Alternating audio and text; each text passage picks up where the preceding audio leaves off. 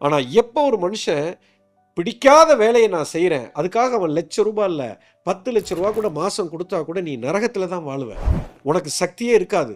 நீ உச்சக்கட்டத்தை அடையவே முடியாது. ஏன்னா உச்சக்கட்டத்தை அடையணும்னா உனக்கு அபரிதமான சக்தி வேணும். இன்றைக்கி ஒரு கிரிக்கெட்டர் இருக்கார், ஒரு டெண்டுல்கர் இருக்கார், ஒரு மகேந்திர சிங் தோனி இருக்கார், இல்லைன்னா ஒரு கோலி இருக்கா. அப்படி அந்த கிரிக்கெட்டுங்கிற விஷயத்தை தவிர அவங்களுக்கு வேறு ஒன்றுமே கிடையாதுங்க. நல்லா கவனிங்க. எப்போ உன்னுடைய மனம் நீ செய்கிற வேலைக்கு விருப்பமாக செயல்படுகிறதோ, ஒத்திசைவாக இருக்கிறதோ, இப்போ கடவுள் என்ன பண்ணுறாருன்னா சக்தியை புறம் கொடுத்துருவார். வச்சுக்கடா, உனக்கு எவ்வளோ எனர்ஜி வேணாலும் நான் கொடுக்குறேன்.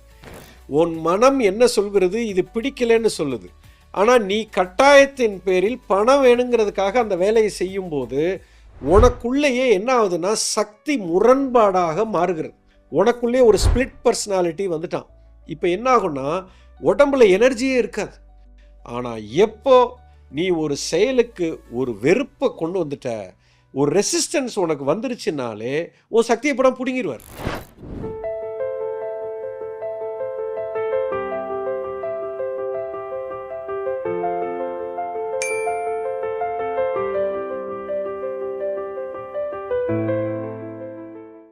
மனுஷன் மட்டும்தான் தவறான பாதையில் போகிறான். இப்போ நான் ஒரு வேலையை நான் தேர்ந்தெடுக்கிறேன் அப்படின்னா எனக்கு எந்த வேலையில் பணம் அதிகமாக கிடைக்கும், எந்த வேலையில் நான் நிறைய சம்பாதிக்கலாம், இதை தான் நான் க்ரைட்டீரியாவை வச்சு ஒரு வேலையை தேர்ந்தெடுக்கிறேன். ஆனால் எனக்குன்னு கொடுக்கப்பட்ட சுதர்மம் என்னங்கிறத நான் பார்க்குறதே இல்லை. ஏன்னா சமுதாயத்தில் பணம் நிறைய சம்பாதிக்கணும், அதுதான் பிரதானமான ஒரு குறிக்கோளாக வச்சே நம்ம படிக்கிறோம். மார்க் எதில் நான் நிறைய வாங்கணும், நான் ஃபஸ்ட்டு வாங்கணும், ஒரு பெரிய கம்பெனியில் வேலைக்கு போகணும். எனக்கு அந்த வேலை தான் சுதர்மமா, நான் வேப்ப மரமாக பிறந்து அது மாங்காயை உற்பத்தி செய்ய நான் போகிறேனாங்கிற அந்த வேலிடேஷனே நான் பண்ணுறதில்ல. இப்போ தான் எனக்கு அந்த வேலை நரகமாக மாறுகிறது. காலையில் ஏண்டா நான் ஆஃபீஸ்க்கு போகணும், ஐயோ திங்கக்கிழமை ஆச்சுன்னா என் உசுறு போகுதே அப்படின்னு ஒருத்தன் நினச்சிங்கன்னா நீ சுதர்மத்தில் இல்லை என்ற அர்த்தம். உனக்கு அந்த வேலை பிடிக்கல, உன் பாஸ் பிடிக்கல, அந்த வேலையை பார்த்தாலே உனக்கு எரிச்சலாக வருது. நீ எதுக்காக நம்ம வேலை பார்க்குறோம்? அவன் கொடுக்குற பைசாக்காக வேலை பார்க்குறோம். இந்த மாதிரி ஒரு சூழ்நிலையில் இருக்கிறவங்க யாருமே உச்ச கட்டத்துக்கு வரவே முடியாது. ஏன்னா உன் எனர்ஜி எல்லாமே நெகட்டிவாக போகும். உன் மனம் என்ன சொல்கிறது, இது பிடிக்கலன்னு சொல்லுது. ஆனால் நீ கட்டாயத்தின் பேரில் பணம் வேணுங்கிறதுக்காக அந்த வேலையை செய்யும்போது உனக்குள்ளேயே என்ன ஆகுதுன்னா சக்தி முரண்பாடாக மாறுகிறது.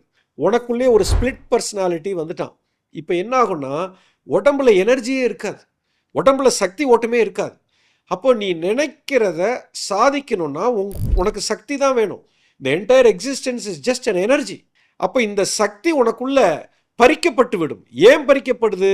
நீ செய்கிற வேலையினால உனக்கு பறிக்கப்படலை, அந்த வேலையை நீ வெறுக்கிறதுனால உனக்கு பறிக்கப்படுகிறது. நல்லா புரிஞ்சுக்கணும். இப்போ திங்கட்கிழமை அன்னைக்கு காலையில் 10 மணிக்கு நீ ஆஃபீஸ் போவீங்க. ஒரு சின்ன உதாரணம். உங்கள் பாஸ் என்ன பண்ணுறாரு, நீ 8 மணிக்கு ஆஃபீஸ்க்கு வரணும்டாங்கிறார். திட்டிக்கிட்டே போகிறீங்க. வீணா போனவன் என்னை 10 மணிக்கு நான் ஆஃபீஸுக்கு போகணும், 8 மணிக்கு என்னை வர சொல்லி என் உசுரை எடுக்கிறானே. அதுவும் திங்கக்கிழமை காலையில். ஐயோ, நான் அப்போ 5 மணிக்கு எந்திரிச்சு குளிச்சுட்டு 6 மணிக்கு நான் டிஃபன் பாக்ஸை கட்டிட்டு பிரேக்ஃபாஸ்ட்டை முடிச்சுட்டு 7 மணிக்கு நான் வீட்டை விட்டு கிளம்புனா தான் நான் 8 மணிக்கு ஆஃபீஸே. இப்படி புலம்பிக்கிட்டே நான் ஆஃபீஸ்க்கு வர்றேன். இந்த மாதிரி ஒரு ரெசிஸ்டன்ஸோடு நான் ஆஃபீஸ்க்கு வரும்போது எனக்குள்ளே இருக்கிற எனர்ஜி எல்லாமே போயிடுங்க. இந்த பிரபஞ்சம் என் சக்தியை பூரா உறிஞ்சிரும். அப்போ அந்த வேலையில் நான் நரகமாக நான் இருப்பேன்.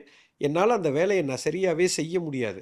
அப்படி இருக்கிற பட்சத்தில் உங்களால் உயர்ந்த நிலைக்கு வர முடியாது. இப்போ இதே பாஸு திங்கட்கிழமை அன்னைக்கு காலையில் 8 மணிக்கு நம்ம எல்லாம் ஆஸ்திரேலியா டூர் போகிறோம், 8 மணிக்கு ஃப்ளைட்டு, ஏர்போர்ட்டுக்கு நீங்களாம் 5 மணிக்கு இருக்கணும் அப்படின்னு மட்டும் சொன்னாருன்னு வைங்களேன். 5 மணிக்கு எழுந்திருப்பீங்க, ராத்திரி பூரா தூங்க மாட்டீங்க, விடிய விடிய முழிச்சிருப்பீங்க. அப்படி ஒரு உற்சாகம். எங்கேருந்து வந்தது இந்த எனர்ஜி? ராத்திரி பூரா தூங்க மாட்டான் ஒருத்தனும். ஏர்போர்ட்டுக்கு 5 மணி இல்லை 3 மணிக்கே உட்காந்துருப்பீங்க. 5 மணிக்கு செக்இன் பண்ணி ஃப்ளைட்டு டேக் ஆஃப் 8 மணிக்கு. 8 மணிக்கு ஃப்ளைட்டில் ஏறி உட்காந்து தூங்குவீங்க. அடுத்த 9 மணி நேரம் ஃப்ளைட்டுக்குள்ளே உட்காந்தா மனுஷன் தூக்கம் வருமா? வராது. ஃபஸ்ட் டைம் ஃப்ளைட்டில் போகிற இன்டர்நேஷ்னல் ஃப்ளைட்டில் அப்படி ஒரு உற்சாகம், அப்படி ஒரு எனர்ஜி. சரி, 9-10 மணி நேரம் ஃப்ளை பண்ணேன். ஆஸ்திரேலியாவில் போய் இறங்கியிருக்கேன். இறங்கி எப்பா ராத்திரி பூரா தூங்கலப்பா, ஃப்ளைட்டில் 8 மணி நேரம்ப்பா, டயர்டாக இருக்குப்பா, போய் ரூமில் போய் தூங்குனா தூங்குவான்? ஆஸ்திரேலியா சிட்னியில் இறங்குனா அப்படி ஒரு எனர்ஜி. அடுத்த 10 மணி நேரம் அந்த ஊரை சுற்றி பார்த்துட்டு ராத்திரி 12 மணிக்கு போயும் நீ தூங்க மாட்ட. இப்போ நான் என்ன கேட்குறேன், ஆஃபீஸுக்கு 8 மணிக்கு வர சொன்னப்போ உன் எனர்ஜி எல்லாம் போயிடுச்சு. இப்போ மட்டும் 15 மணி நேரம் உனக்கு எனர்ஜி எங்கேருந்துப்பா வந்தது? எங்கேருந்து வந்தது இந்த சக்தி? நல்லா கவனிங்க.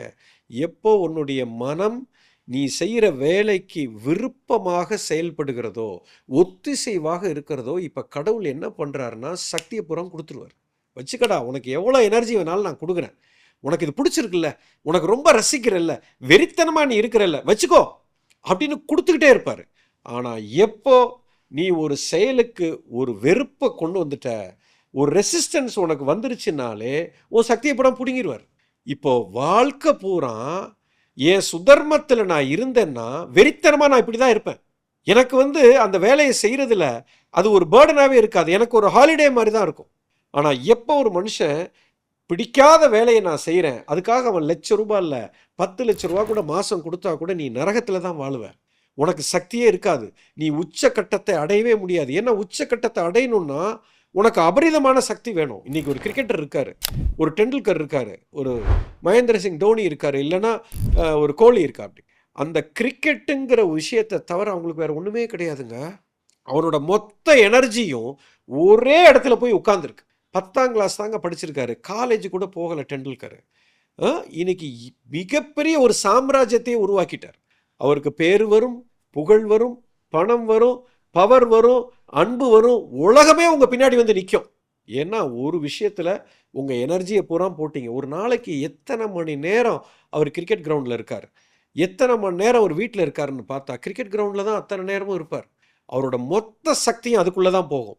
அப்படி ஒரு எனர்ஜி ஒரே ஒரு கோலை நோக்கி இருக்கும்போது அந்த கோல் உச்சக்கட்டத்தை அடையும், உலகத்தையே ஆட்டி படைக்கும். அப்போ என்னுடைய டெஸ்டினிங்கிறது அந்த கிரிக்கெட்டு தான் அப்படிங்கிறத வச்சுட்டாரு. அதை நோக்கி ஒவ்வொரு நிமிஷமும் அப்படியே ஆனந்தமாக செஞ்சுக்கிட்டே இருப்பார், தூங்காமல் செய்வார். காலேஜுக்கு போகலை, வீட்டுக்கு போகலை, படிப்பு கிடையாது, பொண்டாட்டி கிடையாது, புள்ள கிடையாது, அது மட்டும்தான். நீங்கள் பீக்கில் இருக்கிற அத்தனை பேரையும் நீங்கள் நினச்சி பாருங்கள், எல்லாருமே அப்படி தான். இன்றைக்கி ஒரு டென்னிஸ் பிளேயர் இருக்கார், ஒரு நாளைக்கு 10 மணி நேரம் டென்னிஸ் கோர்ட்டில் இருப்பார், ஆனந்தமாக இருப்பார். அவர் அதை தவிர வேறு கோலே அவர் கிடையாது. ஒரு பாடகர் எடுத்துக்கோங்க, ஒரு கிரியேட்டர் எடுத்துக்கோங்க, ஒரு வசனகர்த்தாவை எடுத்துக்கோங்க, ஒரு டைரக்டர் எடுத்துக்கோங்க, ஒரு ஆக்டர் எடுத்துக்கோங்க. எந்த கிரியேட்டிவ் ஃபீல்டில் இருக்கிறவங்க அத்தனை பேருமே அந்த டெஸ்டினி தான் அவங்களுக்கு உயிர். அதை தவிர வேறு எந்த வேலையும் அவங்க செய்ய மாட்டாங்க. அப்படி ஒரு வாழ்க்கை நீங்கள் சூஸ் பண்ணுறது. அவங்க யாரும் பணத்துக்காக சூஸ் பண்ணல. கிரிக்கெட் ஆட வரும்போது, இந்த கிரிக்கெட் ஆடினா எனக்கு கோடிக்கணக்கில் பணம் வரும், நான் இந்த பாட்டு பாடினா, நான் பாடகனாக மாறினா எனக்கு கோடிக்கணக்கில் பணம் வரும், நான் இந்த மியூசிக் டைரக்டர் ஆனேன்னா கோடிக்கணக்கில் பணம் வரும்னு நினச்சி இளையராஜா வரல. இளையராஜா அவர் கிராமத்திலிருந்து வந்தப்போ சாப்பாட்டுக்கு கூட வழி இல்லாமல் இருந்தார். அவங்களுக்கு நிறைய வேலை கிடச்சிருக்கும், ஏதோ ஆஃபீஸில் போய் ஒரு வேலை பார்த்துருந்தா ஒரு சம்பளம் வந்திருக்கும், அதில் ஒரு மீடியாக்கர் ஜாபில் இருந்திருப்பாங்க. அதெல்லாம் விடலை, ஒரு ஹார்மோனிய போட்டியை தூக்கிட்டு உட்காந்து இதுதான் என்னுடைய உயிர் மூச்சு, செத்தாலும் நான் இதில் தான் சாவேன், இதுதான் என்னுடைய டெஸ்டினின்னு நினச்சி வெறித்தனமாக ஒரு பேஷனில் தான் உள்ளே வந்தாங்க, பீக்குக்கு போயிட்டாங்க. சார், இதுதான் மிகப்பெரிய ரகசியம்.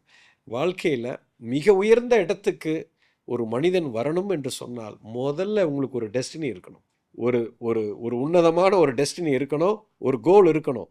அது உங்களுடைய மூலத்தில் இருக்குது.